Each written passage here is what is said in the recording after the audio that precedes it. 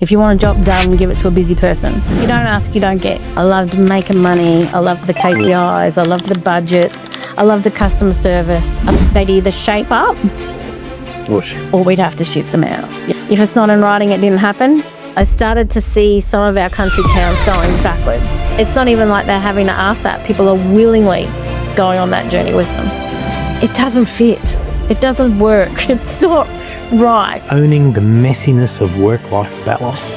If it's not in the calendar, it's not happening. And I started again as a single parent. I tried to do it all myself and it bit me in the backside. Yeah. Stop sweating the small stuff.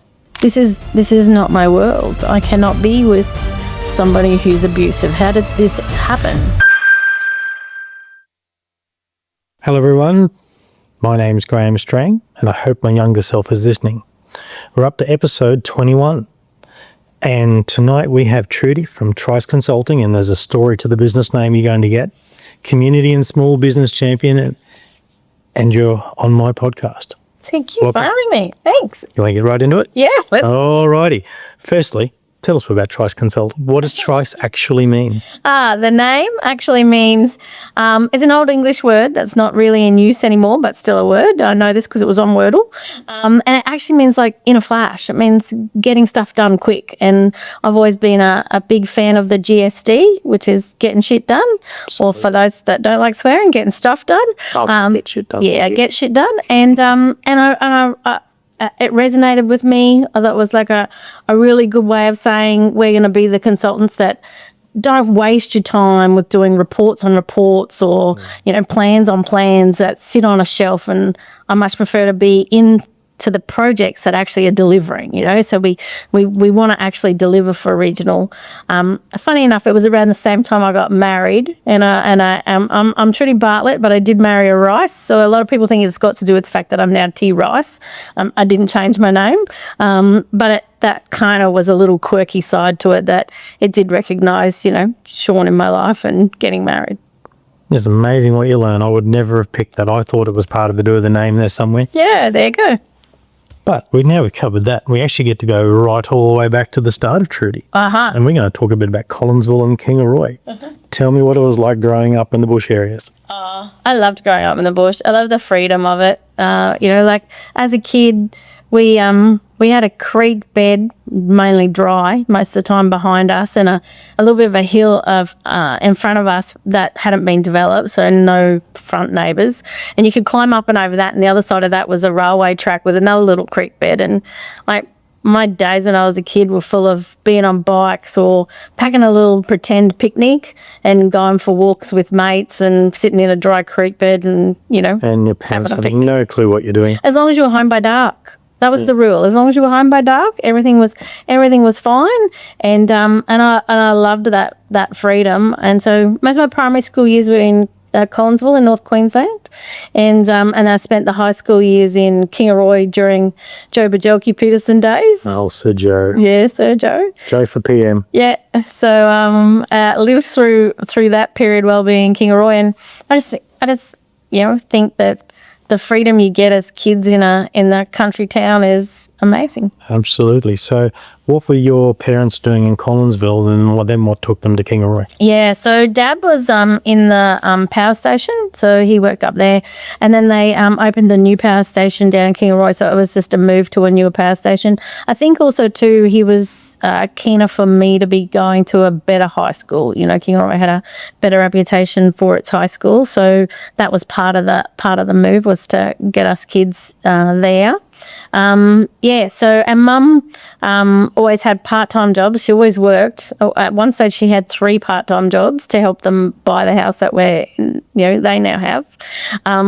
But it was always also around her crazy golf addiction. So she's a crazy golfer, loves her golf. And so most of the job she had was so that she could still fit golf in the middle of the day. So they ended up buying a laundromat, and Mum worked in the laundromat because she could work in the mornings, play golf during the day, and work out in the afternoon. But we were the slave labour, us kids. So in the mornings on the way to school, we'd be picking up these like pig fat soaked aprons from Swickers in Kingaroy, and because Mum had that contract. And in the afternoons, you'd be ironing the sheets through this big ironing machine. I used to say to Mum, when I grow up, I'm going to be able to be a criminal because I won't have any fingerprints because it would burn. So we were always the easy labour, but I think that instilled this really amazing work ethic in all of us. Yeah. That was actually a question I was going to ask. What was your household like? Yeah, really kind of, lovely. Like mum and dad are, they're still besties. I just spent the weekend with them actually down in Brisbane. They're still living in Kingaroy, but they happen to be in Brisbane for something, and they still just genuinely love each other's company, and that's how us kids were brought up. So obviously with your mum, with her work and her golf addiction, obviously had a fair bit of drive to make sure GSD, because she obviously needed to have the money to go play golf. And your father in the power station, what drove your household, as in teaching you kids and things? What did they instill in you? Oh, definitely. Your work ethic was in there. Dad was all about the work hard, and I remember one of his favourite sayings when we were kids, and I used to think he didn't make any sense. He would always say, "If you want a job done, give it to a busy person." So they were always on committees. They were always like a secretary or treasurer or president or something like that of something. Always doing extra stuff. And back then, there was like no iPhones or iPads. Us kids got dragged to meetings, and you sat and you shut up and you listened. So I think all that community stuff just seeps into you, whether or not they were intending you to learn it or not. You just organically learn all of that sort of stuff. Just reminds me of CWA halls, glass louvers and some rickety bang and egg sandwiches. That's my memories of it. Yep. Do you find that community drive they had has come into your life as well, that you've taken it forward? Yeah, definitely. So I probably got that from Mum and Dad, and then also I used to always say my grandma, my mum's mum, was somebody I held a very high esteem, and she was always like, she was into bowls, so she was always like immaculately presented, and was always like the matron of the bowls club and all those sorts of things. So I think all of her community stuff that they did as well kind of rubbed off. So I can't see me not being on like some sort of advisory committee or board or something in my spare time, because that's what they always did. What's spare time? Then you make sure there is. I'd seen you in Sean. There is no spare time. There isn't a lot, no. So I've got a note here that says the Expo 88 story. Oh, okay, yeah. So I think one of the things was that got instilled in me when I was younger was just ask people and you'll see what you get. So I always say if you don't ask, you don't get, and if you don't put the question out there, then the answer's automatically no. And we had to come up with somewhere you wanted to do work experience. And I was like, well, I'm not doing work experience in Kingaroy. As much as I love country towns, at the age of 16 and 17, the opportunity to get out was a highlight. So I wrote to Expo 88 and asked them if they had any work experience opportunities, so that, well, all my other mates did stuff around Kingaroy, I was going to head to Brisbane. And funny enough, they said yes. So I got to do work experience on the Walkways department, which was the department that looked after all of the entertainers. Remember that there was lots of almost like buskers, but they weren't buskers. They were actually legitimately, vetted and booked, entertainers. So I worked with the entertainment department doing these buskers and absolutely loved it. And then they ended up saying, if you want, come back on the school holidays and you've got yourself a job. So I kept going back each school holidays and would work during the day and then get to go do things at Expo 88 after hours. That's amazing. My memory of Expo 88, because being from Winton and Longreach, was a School of the Air bus trip to Expo 88. I remember buying Mum tea from the Sri Lankan pavilion. Remember how you used to have everything stamped? Yep. And us being absolutely wowed by the fake snow. The fake snow, yeah. Which, if you look at it now, wasn't much chop, but back then it was really amazing. Oh, yeah. Wasn't that Expo 88 just for us at our age was the most biggest spectacle I've ever seen? Yeah. And still remember it. Yeah, and just that taste of so many different cultures and countries. Yeah, it was an awesome experience. But I think that kind of instilled in me that, if there's something you think that you might want, just ask. And the other part to that is no's not such a scary word. Like that like if you think about what's the worst possible thing, they're going to send back something that says no, and then you just go on to the next thing. You just work out what else you want to do instead, or what's plan B. So I think that experience as a high school student gave me a lot of what I fall back on now. You can't teach that enough. Just ask. Yeah, just ask. Ask. Yep. ASK. Well, I used to say, though, when my kids were getting sort of almost to that teenage years, I would say, I love that my children also know if you don't ask, you don't get. I just wish they wouldn't practice it on me all the time. Yeah. And so they would practice it on me and then go, all right, I'll try a different way to get it. I'll try a different way to get it. And then I knew I was in trouble when my son would say to me, all right, Mum, let's do a deal. And I think he's still going for the yes. He was still asking. And I'd be like, why did I teach them this? Do they win? Not a lot, actually. I'm not too bad at saying no. Yeah. Yeah. So we've covered obviously a younger part of your life. There is some notes in here around your career side. So studying journalism. Yeah. So when I was in high school, I thought I wanted to be a teacher, and all parents and guidance officers and everybody sort of took me out of it. They said, no, your grades are too good. You got to do something better than teaching. And so I thought I'll do journalism and law. I didn't get into law straight away in my first year. So I upgraded to law in my second year. So I did a double degree. So you're studying the two together? Yeah, studying the two together. You're one of those people. Okay, now I'm following. Yep. Yeah. So I finished my journalism degree, and I hadn't quite finished my law degree, but I had worked out that I actually didn't want to do either. I liked the learning. I liked the skills. When I went and did work experience in both of them, I realised that we had people at the university who were teaching an idealism that doesn't work once you go work in the business. And so the real world journalism was very different to what the taught world journalism was. So if you didn't want to do those two, how many years had you put into it? 4. 4 years, okay. Yeah. So 4 years, all of a sudden you go, okay, I now need to turn left or right, whichever way my hands are going. Yeah. What did you turn into? Yeah, so I during my university years, I worked for bras and things, retail, and I loved business. I used to skip lectures, and luckily I had a girlfriend who would record them for me, like back in the day in a little Walkman type thing. So she would record them for me, but I would skip lectures if work had work for me. Like, I loved making money. I loved the KPIs. I loved the budgets.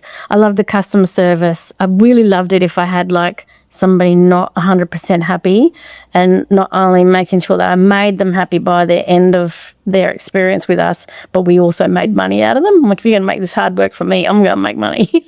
And so I loved all that side of business. So once I graduated from journalism and then decided I didn't want to quite finish law, that I just went, I think I'll just do a gap year, a post-uni gap year, and just work for bras and things until I work out what I want. Within 6 months, I was their youngest ever regional manager with 8 stores. So I had... so how old are you at this point?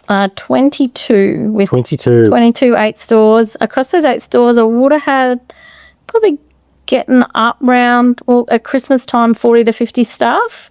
Probably, around 30 the rest of the year. So that was a big responsibility, and they also gave me everything north of Strathpine. So I had 1 Brisbane store living in Brisbane, had 2 on the coast, and I had a Bundaberg one, and I had 3 in Cairns. And the 3 in Cairns had been neglected because nobody wanted to go spend a lot of time away from their family. So I did my first 21 days straight in Cairns because we had recruitment we needed to do, and we had all lots of staff issues up there. So that was an amazing experience. There was 15 area managers across bras and things at the time, and when I took over that region, we were number 15, absolutely dead last. And within 4 months, I had us at number 1. I think I dipped in my first 18 months, I may have dipped down to number 2 a couple of times, but we stayed number 1 pretty much all the time. So, as you know, as you succeed in things, there comes the bit of jealousy and a bit of negativity. At 22, I'm assuming you copped your share? It was pretty rare though, can I say?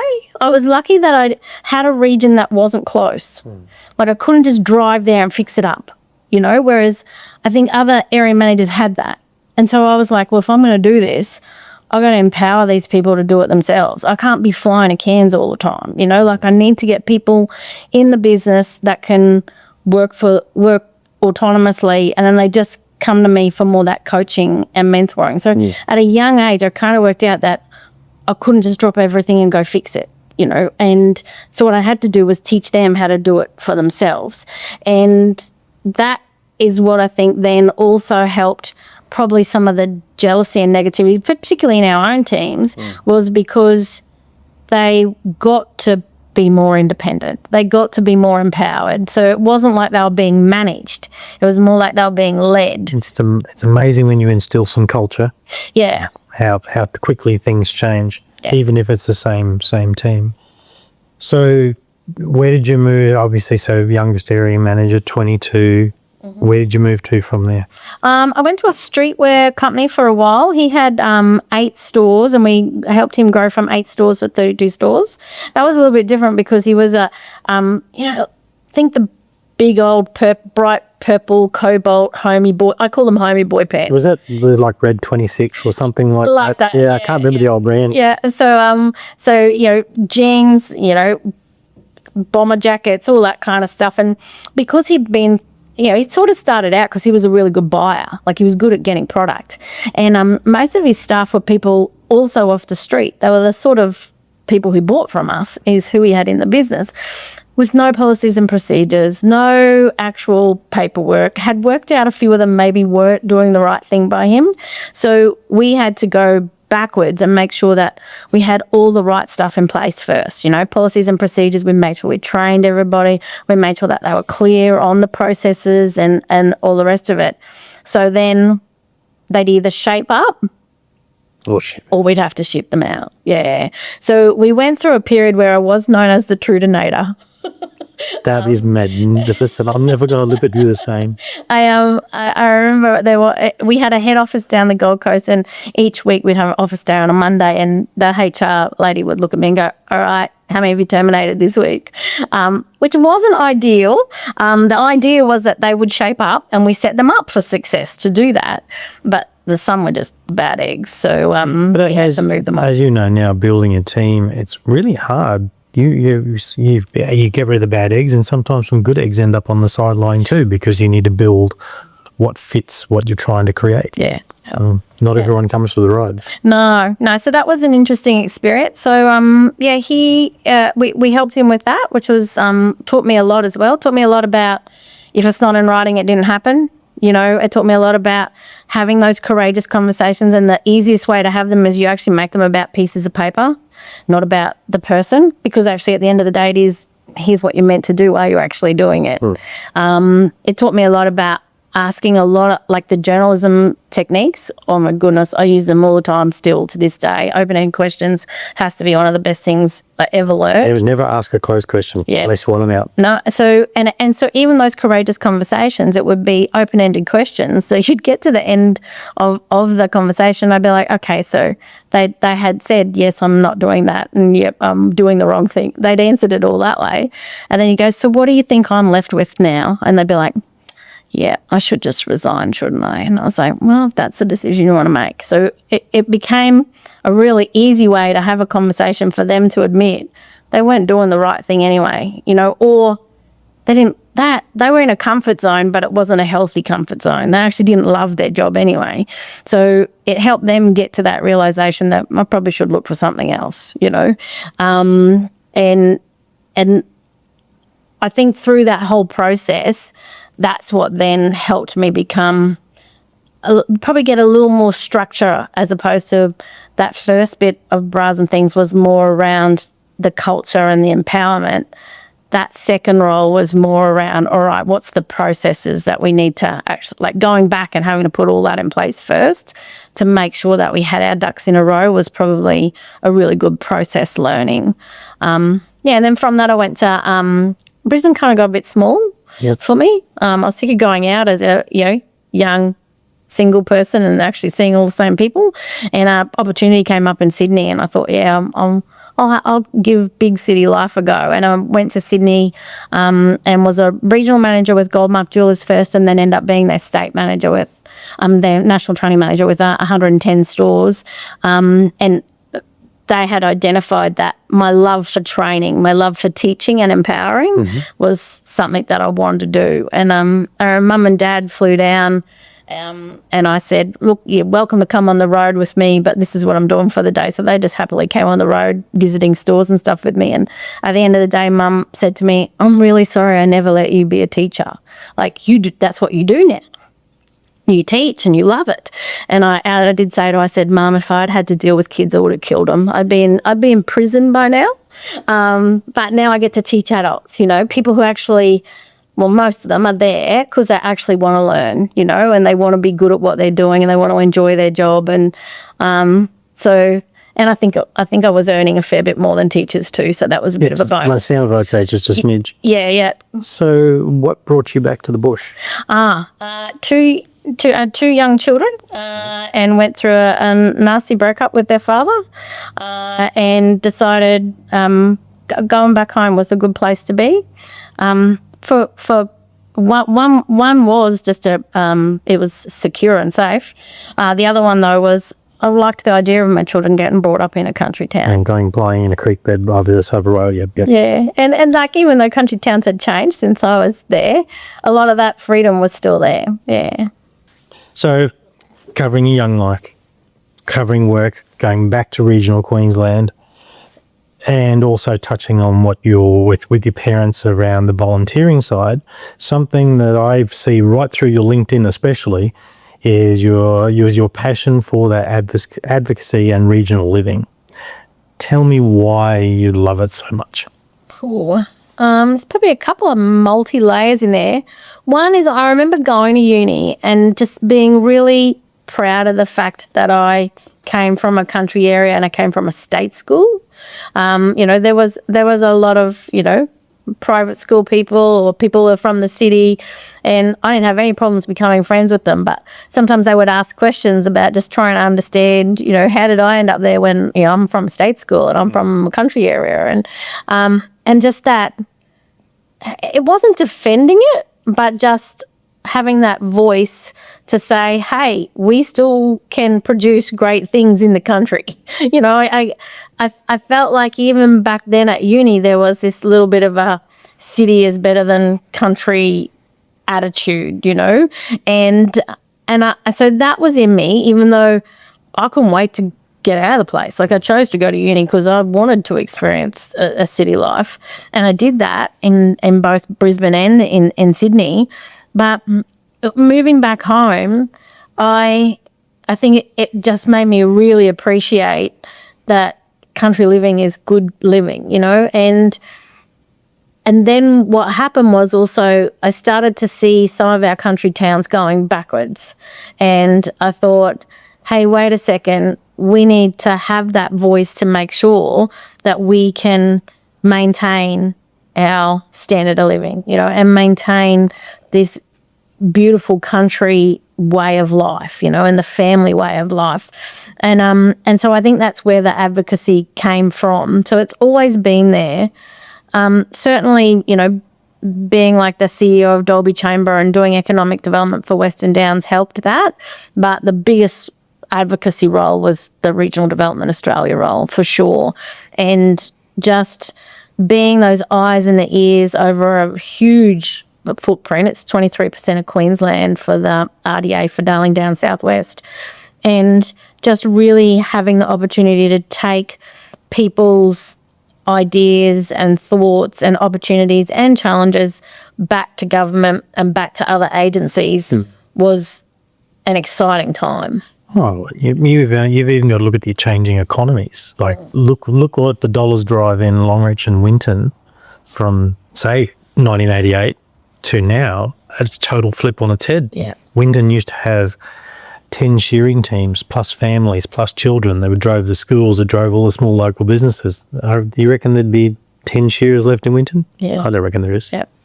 Yeah, so that makes a difference to communities. And I could see that if we don't keep, particularly our businesses in rural towns, strong, then we don't end up with a rural town. And I'm a townie. I didn't come off property. We weren't farmers. But if we haven't got strong towns, then we also haven't got all of the support that the farmers need. And then we don't have farms and we don't have produce. Yeah, because you don't have the services in town. If it can be anything from the supermarket to the hospital, even just your local private doctor. Well, if they go, all of a sudden it's going to take them an extra 2 hours to get somewhere. Well, then for someone to buy that property and then take it on, they tend to just go, well, this is a bit hard. Yeah. So I think that's where that advocacy piece comes from, and it's still definitely there. Probably the other side I find to it now is I'm a big believer that we start looking at what we've got locally before we go and source from the East Coast or from Brisbane. There was this theme for a while that if you wanted to get somebody in to teach you something or to be a coach or a mentor, then it was always like a city person can come to the country and teach us. And I'm like, it doesn't work that way. And I'm kind of a really big fan that I try and look west for who's doing great things in the west that we can learn from before we look towards the east. But it's even Toowoomba does it. Toowoomba, with its size of population and the amazingly qualified and talented people here, is one of the reasons I'm doing this podcast, is that we've got it all here. We don't have to go to Brisbane for it. No. And it doesn't mean better. No. Brisbane doesn't mean better. It usually means different. And then the problem, though, is sometimes the difference is too big and it doesn't fit a community area. It doesn't fit rural, regional and remote. We've actually, the hip pocket being national franchise is really interesting. They've allowed every store around the country, and there's 60 of them, to tailor themselves to their area. And it's already showing in our national sales how well all our stores are doing, because I'm not trying to sell something that Horsham is selling, because we're just two different markets. Yep. I've seen a couple of those different franchises come into town in the last 10 minutes because they're trying to sell what they sell in Sydney and Toowoomba, and then people are going, but where's my country shirt? Yeah, it's got to be place-based. So, Proterra. Yes. So, and congratulations, being you and Sean now owning it. Yeah. So Dolby Chamber, RDA. Where did Proterra come into it? Because that's a bit. I actually tried stalking you a little to try and work it out, but I couldn't figure it. Yeah, no. So really, I'm married into Proterra. Yeah, I'm married into quite a bit. Sorry, Sean. That's what you get from marrying a busy man. So I certainly married into Proterra, and it was a combined decision though to buy out Jim and Fiona and take it over 100%. So that happened 1st of July. We're now the 100% owners of Proterra. So it was Sean's to start with. He started Proterra out in Gundawindi, and then brought Jim and Fiona in as partners about 6 or 7 years ago. And the plan was that they wouldn't stay around forever, so the opportunity came up that we could buy back that 50%, and so we've done that. So I've been on a bit of a learning curve as to engineering and waste management and regional projects. The regional projects probably is the easiest fit for me. Yeah. But funny enough, Sean and I were working across the same footprint with quite similar stakeholders for years and had never crossed paths. So we only met in 2021. So, and then, once we started dating and got married, we worked out that, quite often we were going to the same towns, and I would mainly deal with economic development and the mayors, and he'd be mainly dealing with engineers and the waste teams, So, but we had very similar contacts. So I'm just having to learn a bit more of that engineering and waste side now. Oh, look, it's from everything I see, I think Proterra is going from strength to strength anyway. Yeah. It's like we've been dealing with you for, well, Proterra, I should say, for 5 or 6 years at least, I suppose. I actually haven't looked it up. But it's interesting you coming into that, because I think a lot of people see Proterra and actually don't realise how far west you actually reach. Oh, yeah. So they've got we've got 3 offices. Yep. People only sort of know about, or probably more commonly know about Gundawindi and Toowoomba. Yep. So started in Gundawindi, then the office in Toowoomba, mainly because it's easier to get people to be engineers and move to Toowoomba. So that's the reason for the Toowoomba office. But we have a Quilpie office. So we have enough work that we got a Quilpie office, and we do in the waste management where, we do Longreach, Mundubra, Kingaroy. There's quite a bit that we do. So not only west, but a bit northwest as well. And then also some work in northern New South Wales. So 45 local government areas Proterra works across. You were saying before about having the Toowoomba office so that, it's more accommodating for the engineers and so forth. And one of my questions for you in this section is around what city-based people often misunderstand about the push. You'd probably go through a bit of that when you're hiring as well, wouldn't you? Yeah, definitely. I think in what city-based people might miss around the bush is how resilient and creative we are to get stuff done.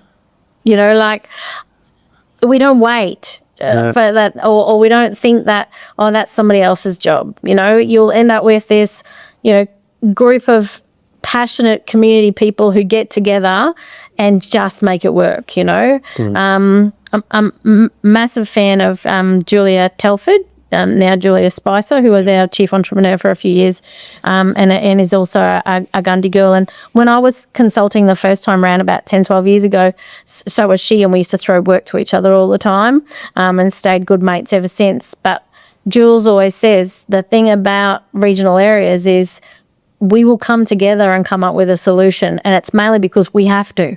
We can't wait for somebody else to do it. And in cities, there's always somebody else, like there's an agency that's for that, or a government body that's for creating that for you. Whereas in regional areas, we'll be like, well, if this needs to get done and we need it for these reasons, we'll work together just to do it. Well, classic case of Stargaminda. Look how well they've got a long way to go, but look how well that community's pulled together to put that town back together. Yeah. We deal with a couple of the businesses out there, and I've just been absolutely amazed at that community going, right, well, we can't wait for everyone. We've got to get things clean. We've got to get things back operating. Yep. Their buy local campaign is second to none. Yep. So I think that's the bit that city people miss, or even bigger towns miss, is in the smaller the town, the more they just work collaboratively to solve whatever problem it is. GSD. The GSD, yeah, definitely. I've got a note in here around organic leadership and grassroots change. Do you want to expand on that for me? Because I've got some things around organic leadership too, and people who naturally can just do it. Yeah, I think what I notice in regional areas is there are plenty of leaders without titles. Nobody's waiting for the title. They probably actually don't like the title. They don't want the title. But they don't get that they are actually a leader. They're a coach, they're a mentor, they're somebody that the region knows that they can go to, they look up to. They're probably instilling a lot of stuff in others. They don't even realise that they're creating more the future leaders without having to have a program called the Future Leaders Program, or, a course, or all the rest of it. It's that organic leadership that happens in regional areas that, there are people who just see that needs to happen and they step up. It's probably they're the people that they organically create a call to action. Yes. I need you, I need your hand, mate. Yep. And they're those people that the reason that they're leaders is because they're not managing something or they're not demanding something. They are actually instilling in others that want to be on the journey. So other people are saying, well, I want to do this with you. That to me is a leader. That's the definition of leader. It's my dad and my grandfather taught me a lot about it, is that the best leaders, you don't even know you're following them, because they're getting in there, getting it done. Early age for me as a jackaroo, my manager, my man called Jim Coward. Now we pulled up to a dam, 20 half-dead sheep and now I work for plenty of people that would just, all right, boys, you go sort that out going. He was the first one down to his jocks going, come on, we'll get in and do it. Yeah. That was one of my first ever experiences of someone who just went and did it and we just followed him in. Yeah. Yep. And didn't tell us what to do. We just automatically, we were in our jocks in the mud as well, but sorting out the problem. Yep. I think that's what I call organic leadership is those people who just go, all right, we're going to roll up our sleeves and guess what? You're all coming on the journey with me. And people, it's not even like they're having to ask that. People are willingly going on that journey with them. You can't put money on that either. No. Like the best leaders are usually the worst paid too. Yeah. And that brings us on to our next bit around the power of storytelling. With your journalism skills and all your open-ended questions and listening to these people that are titled leaders, is that where the consulting side for you has really sort of grown? Is that you're able to hear and get the information you need to then help them grow? Yeah, I think that's always been a skill that's helped. Certainly the expansion of my network and having that network. And to me, it's all about relationships. And one of the things is everything you do is a value exchange. The reason we do charitable things is because that makes us feel good. You know? Yeah. Like, the reason you want to be on a committee is not because you want the committee title or anything. It's so like in 10 years' time, you're driving past a hall and you think, I helped us get the grant for that one. You know, like the reason that people are in there enjoying that space is we had a tiny bit to do with it. And I think that's where the consulting comes in. Like that whole, I acknowledge that regional projects in small towns just don't get up unless you can put in some good applications or you can get the right people to the table. And so being able to be that person to help get the right people to the table and then link them up to what they need for the next step for the project means that we end up whatever the project is, you know, and whatever that is a legacy item. It's something for the kids, it's something for the town, it's solved a problem, it's made business better, whatever that is, and it's always something different. That's the legacy. But we don't get to the legacy bit if you haven't got somebody to assist with that. And legacy is a scary word in itself because it's so open-ended. But to be able to drive past all those things, I know from being in Winton and Mum and Dad being involved with the Dinosaur Museum and the Waltzing Matilda Centre, and even just going past those plaques that have their names on it because original sponsors or dozing roads up and things. Having that's where rural communities really come in, because legacy in cities is really hard because there's such a small pocket out there that you can see what you've done. Yeah, and you can see the effect it's had on making just that town stronger, you know. So does that empower you? I think it motivates me, yeah. It definitely is the motivation that keeps me going, yeah.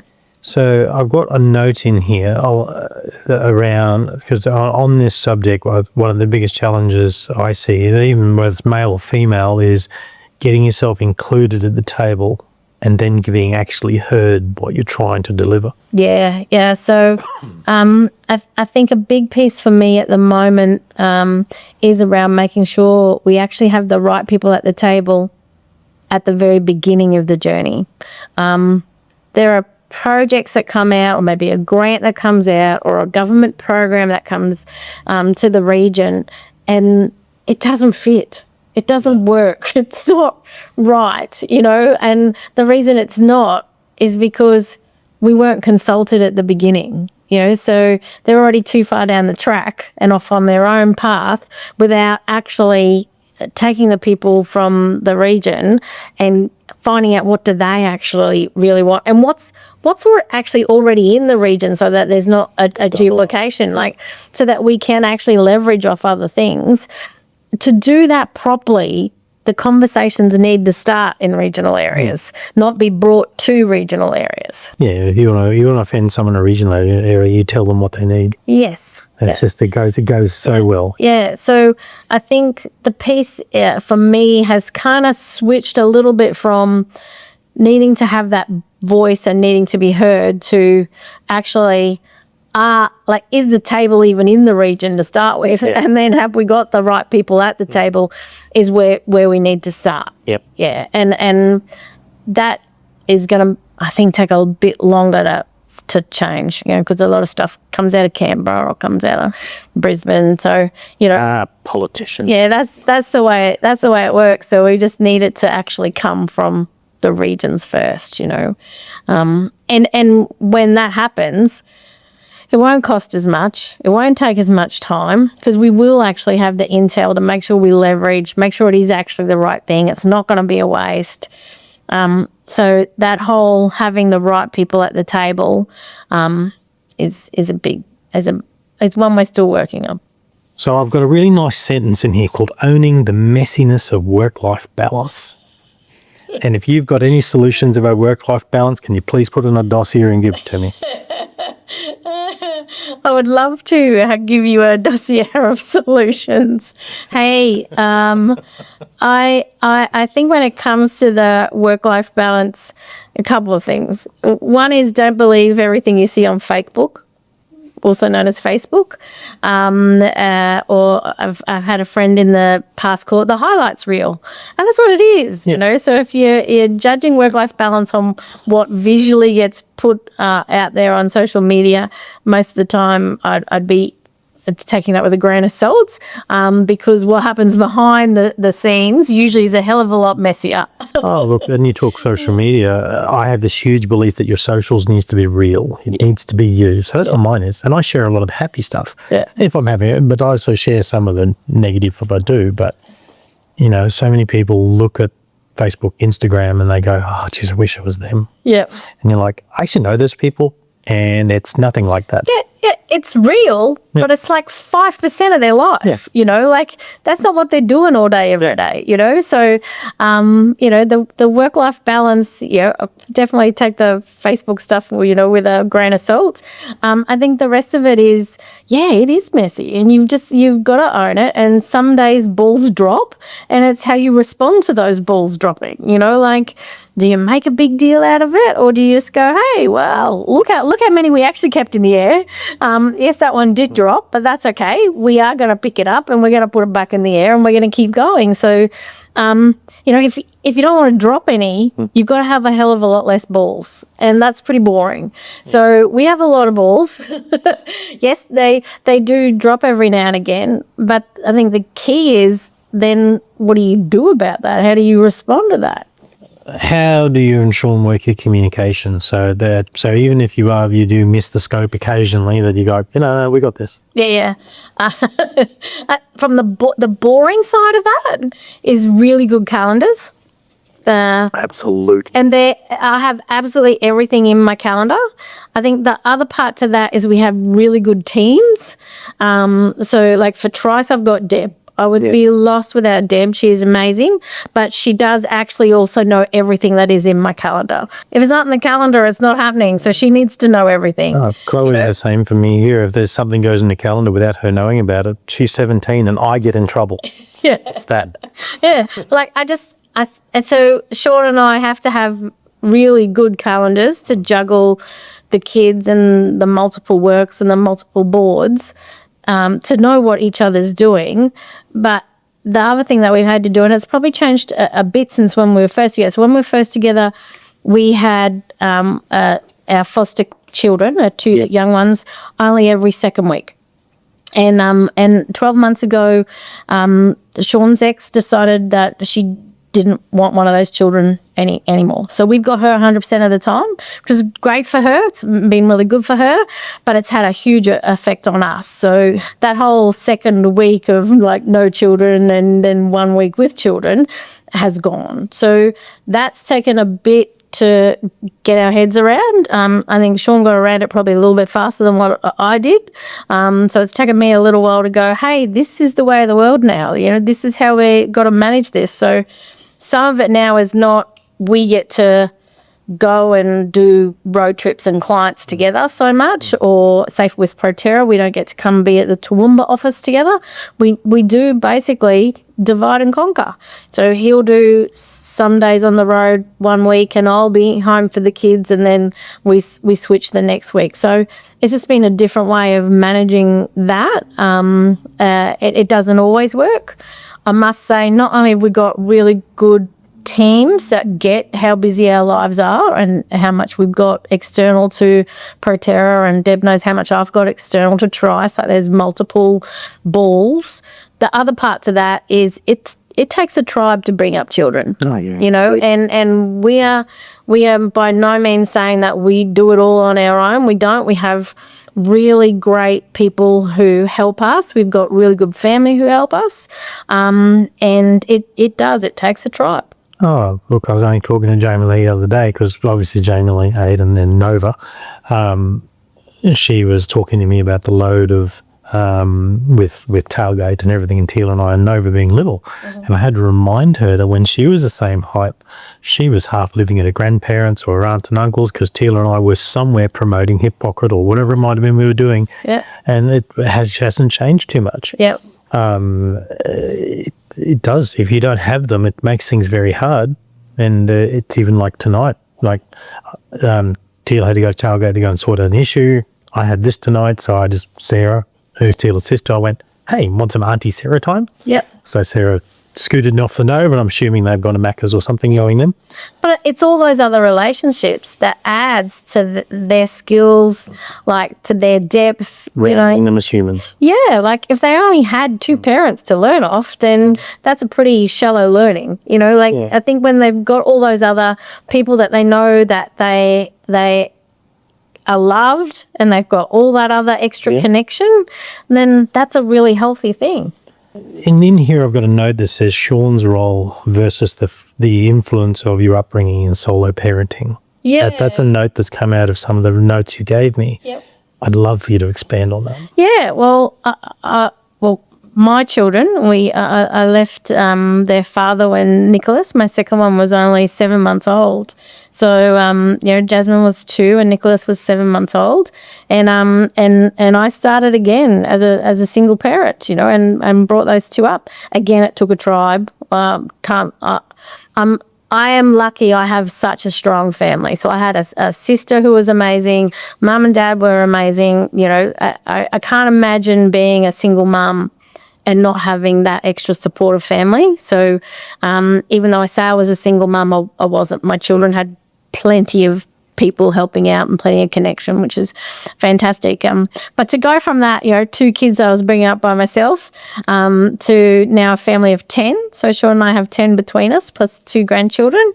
There's been some extra learnings in there, that's for sure. Yeah. Oh, and then I'm sure not good and bad's the wrong word, but I did it by myself for 4 or 5 years, and having to then, once Tina and I got together, learning that balance of how each other operates as a parent. Yeah. And being comfortable that we're not always going to be quite on the same page. Yeah, yep. Because I'm the big softie of the two of us. Yeah. My kids talk me into everything all the time.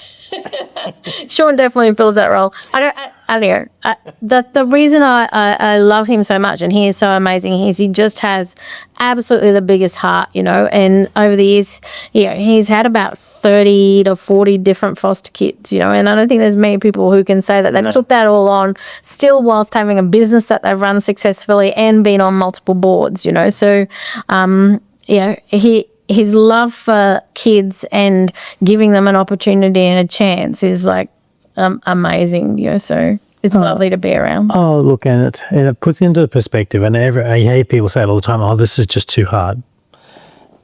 Talking about, whether it's business or parenting or foster parenting, hard is subjective. Yes. Because it's only as hard as you envision it's going to be. Yeah. Some of it's ridiculously hard, whether you're facing health battles, so forth. But if you can change your mindset, it's amazing what you can do. Yeah. And I think when we had the change in the situation with one of our girls being now 100% with us, for a while there, I struggled with that. I really did, because that's not what we agreed on.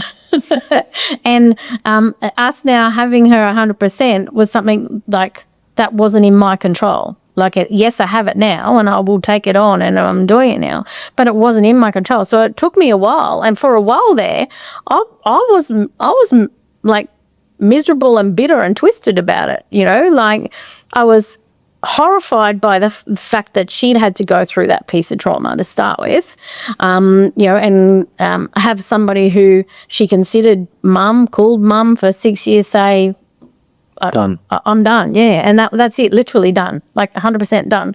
And that is something I really struggled to understand as a mum, that if you say you're going to take that on, you're going to take it on. And then at the same time, I'm like, well, I said I was going to take this on, and now I've got this 100% of the time. So I struggled for a little bit there, and it wasn't good for me. Like I'll admit, your podcast is called The Hard Way. For a bit, it was really hard. But then I realized that a lot of that was my expectations and my perspective, those two things. And I have control over both of those two things. So yes, what I expected I was entering into in this relationship and in this marriage, and how much I would have to be doing entering back into parenting young ones again, because my two had grown up, was the expectation needed to change from my end, because it has changed. And then with that, my perspective had to change on it, So I think you've got to change your expectation first, and then you've got to change your perspective. And then once you do that, it's not as hard as you think. Like, a lot of the hardness is actually in just what you're doing mentally. So I quite often use this with clients. I say, you've got to give yourself a checkup from the neck up. And I did. I had to give myself a big checkup from the neck up. And, for somebody who's, been in leadership roles for years and has taught that for years, it took me a little while to go, hey, wait a second, you're not doing what you teach everybody else here, and you need to do that yourself. So I've gone through that only just recently, and by doing it, I am heaps more productive. I am happier. I'm healthier. Like, I was getting all these weird ailments, and I think it was just because mentally I was putting a lot of that negativity on myself. Whereas now just clearer is probably the best word for it. And the actual situation itself hasn't changed. No. Nothing actually has. So if you want to say something's hard, the hardness is still there. It's just how I look at it now. How you go and attack it. Yeah. Tell me about say yes and work it out later. Oh, yes. Well, that's been my motto for a long time. So I do say yes a lot to most stuff. It's rare that I'll say no to something. So I do say yes to a lot. And because of that, I had a lot of great opportunities, and I've been able to do a lot of fun, cool experience, because I'm like, yeah, let's do that. And then half the time I'm like, I don't even know what I've said yes to here. But we'll work it out. So because of that, I think that philosophy has served me well in so many areas, by saying yes and then just working it out later. The juggling bit of that, when I first went back to consulting, did bite me on the ass for a while. We definitely did take on too much, and having to go through that process of feeling like I was letting people down because I just wasn't meeting timeframes and getting back to them. Too much. Too much, yeah. So that's been a big learning for me as well, around that. Yes, saying yes for me has always suited me quite well, because it keeps me motivated. We're busy. I get to experience lots of different stuff. That's the yes factor in all of that. But when it has that effect on customers and clients in a negative way, that I've had to start to deal with. And that's been a big learning from going back to consulting and working out how do you manage that. I've learnt that by having a network of other consultants, and we're very lucky, particularly across Darling Downs Southwest, not just Gundy, but across Darling Downs Southwest, there's a group of consultants in a similar space who all have a mentality of abundance. So we don't mind having to, if we get something and then having it to give it to somebody else to help us out to get through it. And I probably just didn't ask for enough help in that first year or so of consulting. But we're a really supportive bunch of, rather than being competitive, we're collaborative, which is good. And it's a very similar theme across just about all my guests. The second someone says, I tried to do it all myself and it bit me in the backside. Yeah. And then finding that circle, that group that helps you, whether it's in business or in work, all of a sudden how the pressure comes off because you realize that with the right team around you. Yeah. And it doesn't matter if they're competitors. No.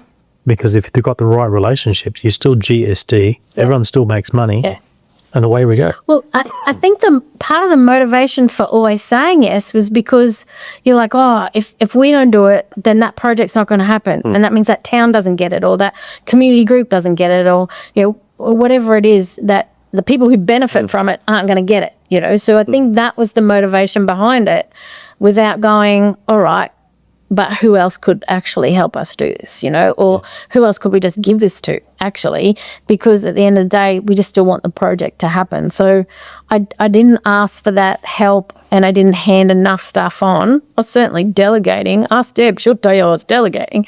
It's only me. But externally to Trice, I should have put my hand up earlier. And it's not that we didn't already have the circle. It wasn't like I needed to go find them first. They actually were already there. Talk to them. Yeah. And I've done it here, but I've gotten a lot smarter now. I'll go and ring Campbell. I'll ring Clive, even young Josh down here at Northprint. Yeah. I go, look, I just can't do this at the moment. Can I send them on to you? Yeah. Because I know that if the business is in here in our region, that's... And I think how I've been able to reconcile that and how it sits better with me is I haven't actually said no. I've said yes, but here's the people who are going to do it for you. That's how we're doing it. Yes, but here are your 3 or 4 options, as opposed to saying no. At least that way I don't have to say no. The project can still happen. So now we get into the tough stuff. Okay. This show is called The Hard Way. You have to think about your 18-year-old self, and you get to tell her a sentence. Ooh, okay. What would you tell her? Stop sweating the small stuff. Like, I say that, but I do. Like, I have so many sleepless nights over stuff that's just little. Like, just really little, And I would say that to her. I know she's not going to listen because I've been that 18-year-old. I'm still doing it. But yeah, just get the sleep. It's really good. You want the sleep. Yeah, if you can try and learn to switch that off, 18-year-old Trudi, that would be really good. So your next question. Yeah. What's your hardest lesson you've learned? Ooh, a big one personally, but it's not a regret, is you've got to pick your partners wisely. So I've had amazing partners, single until recently, never married until short, but beautiful. Have had beautiful, amazing partners over my life, and still many that I'm good friends with, or people I know that if everybody else, my support network that is around me currently, if they all weren't for some reason, they would still be on my list of people I know I could go to. That's how good a relationship and an ending to a relationship was. Yet the partner I picked to have children with ended up a nightmare. And so that's been tough learning. I remember sitting there with 2 young children and just thinking, this is not my world. I cannot be with somebody who's abusive. How did this happen? I'm university educated. I come from parents who are still together. They're middle class. We financially were fine. I've never even seen them fight my whole entire life. I was not brought up on, the rough side, so how do I end up in a relationship that's, I'm having to get a domestic violence order, and I left with 2 children, 2 suitcases and a porta cot and started again. Starting again was the easy bit. I knew I could do that. I know I was intelligent. I can make money. I wasn't worried about that. But just the fact that I could end up in a situation like that. And it took it took a lot actually to go through the process of saying, actually, this can happen to anybody, like you can end up in this situation. And, I look at some of the work Protea Place does and other good agencies and things. And I just think I cannot understand what it would be like to be someone in that situation and you haven't got support from the family. Like, I was damn lucky, that I was born into the amazing supportive family that I have. And that I had to put them through that hell, though, for a bit there, for those couple of years. I just cannot imagine being stuck. Like, I was stuck, but I knew I had an out and I had support to get out. I just could not imagine what women who are going through that and don't have that support, And agencies of, Protea Place and there's plenty of others out there that do amazing work, but it's not the same as having a family you can go back to. I know with Teela's backstory, she was one who didn't have it. And just the story she told me of sitting outside a courtroom and not knowing what to do. And by chance, a couple who deal in domestic violence happened to pull up beside her and said, "Are you okay?" She didn't even have a porta cot. Yeah. And it amazes me hearing the stories from a couple of different people who are doing this, how luck has a bit to do with it. The luck of you had an amazing network, but the luck of Teela running into those couple of people. The other side is that's what makes Protea Place absolutely amazing because, the work they do, you couldn't pay me enough. I don't think I could emotionally handle it. Yeah. Well, I can't. Like, it seems contradictory given that I have that part of my life. But out of all the charities we tend to give to or we get involved with and all the rest of it, I struggle with the DV side. Now, every now and again, I'm like, you should be up there being a spokesperson, Trudy, not running away from this. But it's just one that I find really hard to talk about, and a lot of people don't know that about me, that I went through that. I find it hard to even, like, I've been to a couple of Protea Place events, and it's just still, even after this many years, it's still just a tad raw, And I'm like, if I'm going to help share my knowledge and give my support to community, it's too hard for me still. I go find other community ventures that I can invest my time and knowledge and skills and I can see the emotion in you here. I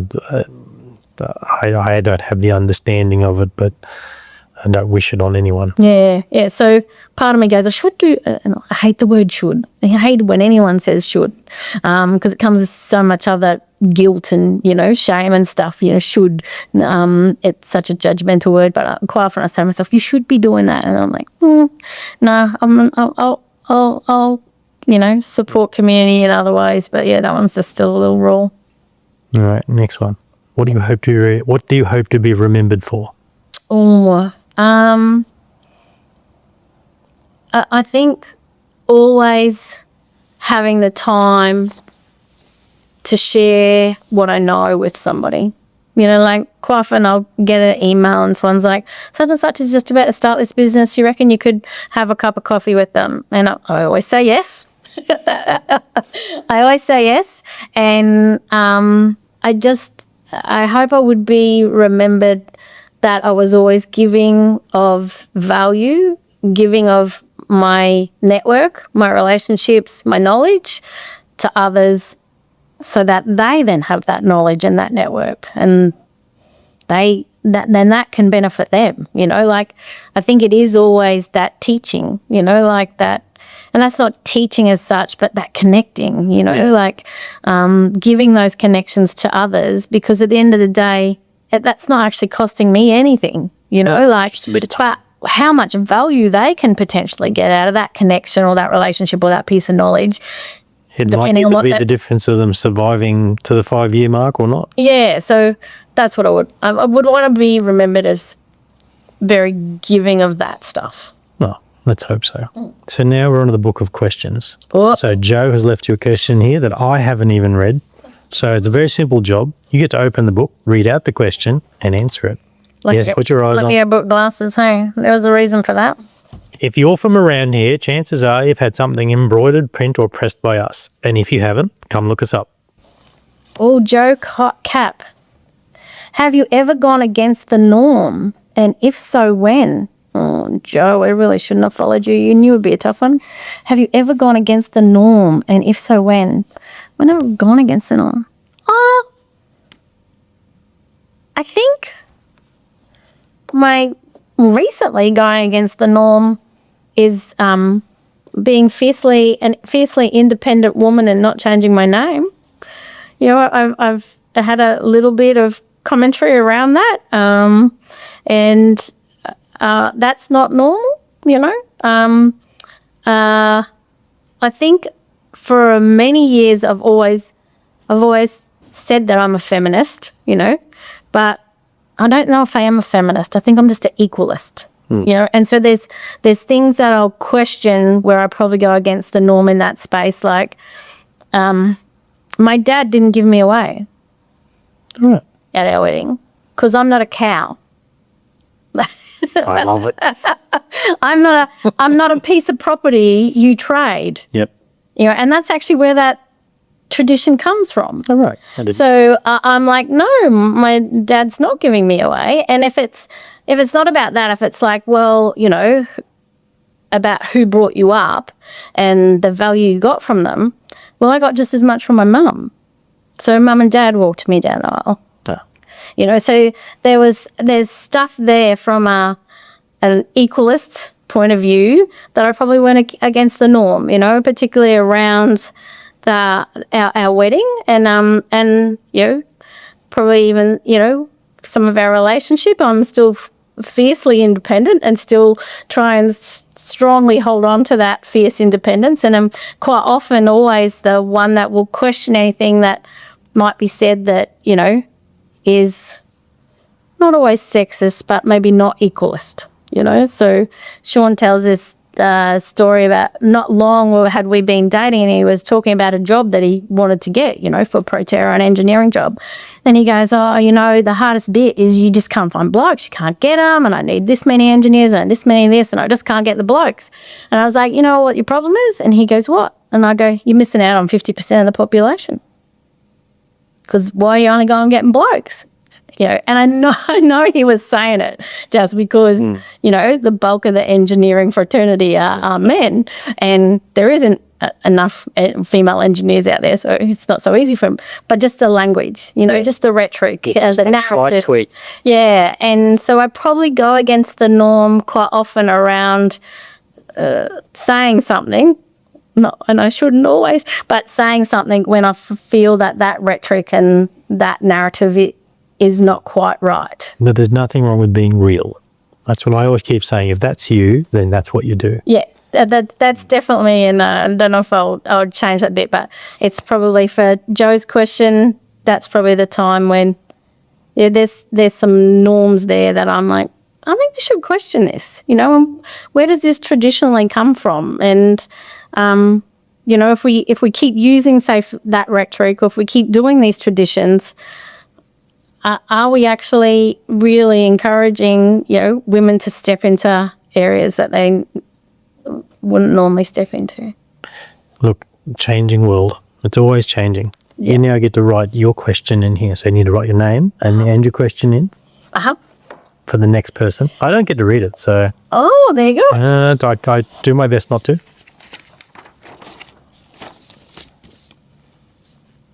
I won't ask who's next. I'll just, so then I keep it to who I would ask anyone. I'll tell you after.